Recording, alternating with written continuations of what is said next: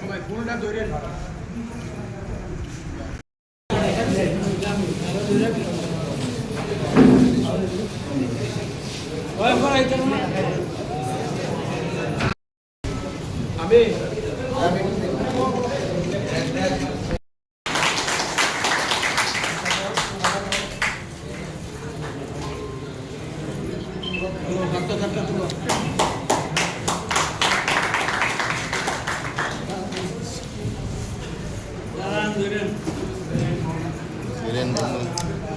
ঠিক আছে কীভাবে দেখে এবং নতুনভাবে এই এনএসইআই সভাপতি কী বলবেন?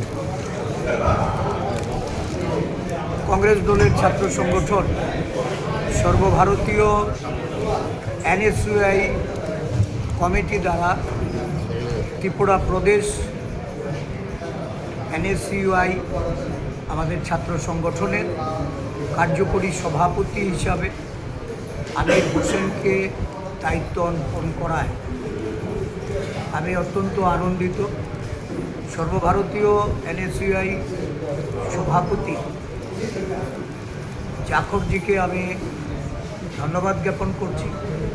আমাদের আমির হোসেনকে প্রদেশ কংগ্রেসের পক্ষ থেকে স্বাগত জানাচ্ছি, অভিনন্দন জ্ঞাপন করছি। আমার সম্পূর্ণ বিশ্বাস একটা দীর্ঘ সময় এই রাজ্যে এনএসইউআই সাংগঠনিক দুর্বলতা কাটিয়ে